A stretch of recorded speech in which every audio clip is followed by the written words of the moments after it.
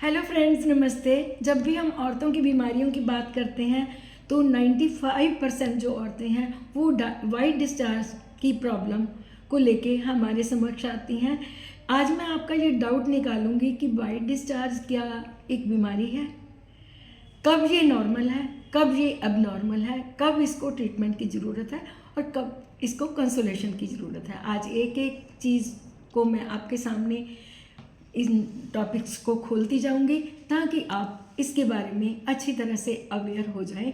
तो फ्रेंड्स, सबसे पहले मैं आपको बताऊंगी वाइट डिस्चार्ज है क्या। ऐसा ट्रांसपेरेंट या मिल्की डिस्चार्ज जो कि हमारी सर्विक्स और विजाइना से लुब्रिकेशन देता हुआ हमें बैक्टीरियल या फंगल इन्फेक्शन से प्रोटेक्ट करता है, वाइट डिस्चार्ज कहलाता है। यानी कि ये एक कोटिंग है जो कि हमारे जेनिटल ऑर्गन्स की इन्फेक्शन से प्रोटेक्शन करता है, बशर्ते कि ये एसिडिक इन नेचर ना हो। परंतु कई लेडीज़ की ये धारणा है कि अगर वाइट डिस्चार्ज होएगा तो हम कमज़ोर हो जाएंगी, हमारी बोन्स वीक पड़ जाएंगी।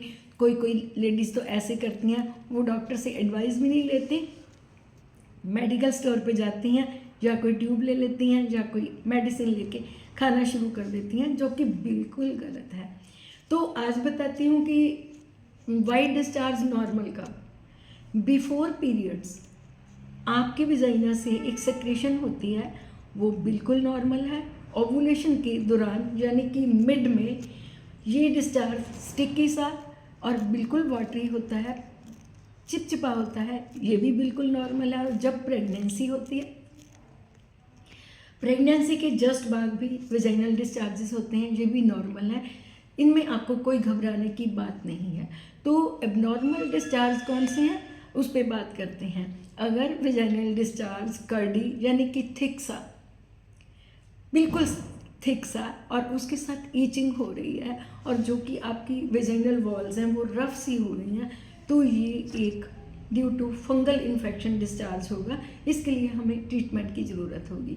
अब जब बैक्टीरियल इन्फेक्शन होगी तब इसमें से स्मेल भी आएगी, इसका कलर भी चेंज हो जाएगा और इसके साथ में जो पेल्विस है उसमें दर्द भी होगी, तो ये भी आपका एबनॉर्मल डिस्चार्ज कहलाएगा। तो छोटी छोटी चीज़ें जब हमारे दिमाग में क्लियर होती जाती हैं तो हम अपने आप में ही बूस्टअप होते हैं कि कब रेमेडी की ज़रूरत पड़ेगी और कब नहीं पड़ेगी। तो सिंपल जो एक डिस्चार्ज के नॉर्मल जो एबनॉर्मल होता है उसके मैं आपको कारण बताऊंगी। कारण कई बार हम अनहाइजीनिक कंडीशन में रहते हैं, अपने जो अंडरगारमेंट्स हैं उनको सिंथेटिक पहन लेते हैं और अपने वल्वा को बार बार हम वॉश करते हैं, या फिर अनसेफ सेक्स प्ले करते हैं, या फिर डायबिटिक पेशेंट है या ओवर स्ट्रेस है। इन सभी कारणों से डिस्चार्जेस होते हैं जिनमें कि हमें जो ट्रीटमेंट है उसकी स्पेशल तौर पे ज़रूरत पड़ती है। तो होम रेमेडी में हम क्या करें?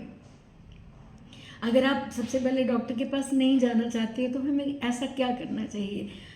प्रॉपर हाइजीन रखें, बैलेंस्ड डाइट लें और अपना, अगर आपका शुगर लेवल इंक्रीज़ हो रहा है तो अपने शुगर लेवल पे ज़रूर काम करें और अपनी वेजाइना की पीएच को एसिडिक ना होने दें। यानी कि आप ऐसी डाइट लेंगे जिससे कि मीडिया एसिडिक ना हो, यानी कि आपने तली भुनी चीज़ें कम खानी है, पानी ज़्यादा पीना है, प्रॉपर वॉश दिन में सिर्फ 2 बार, एलम आती है बाज़ार में, उसको ग्राइंड करके रख लें, एक चुटकी ठंडे पानी में डाल के वॉश लें, आपको बहुत फ़ायदा होगा। ये इन्फेक्शन को दूर करने के लिए ये लोकल ट्रीटमेंट है।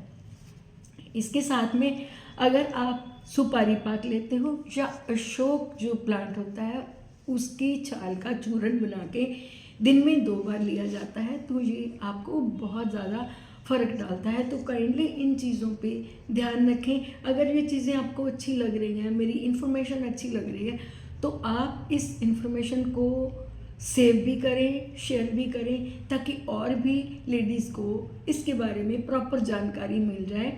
इसके साथ में अगर आपके मन में फिर भी कोई क्वेरी है तो आप YouTube में कमेंट सेक्शन में जाके आप मेरे से कोई भी क्वेश्चन पूछ सकती हैं। मैं आपकी सेवा के लिए हर वक्त तैयार हूँ। होप सो मेरे द्वारा जो दी गई छोटी सी जानकारी आपके बड़े काम की होगी और आप इससे लाभ भी उठाएंगे और अपने मन में जो वहम चल रहे हैं वो भी ख़त्म करेंगे। Thank you very much for watching my video.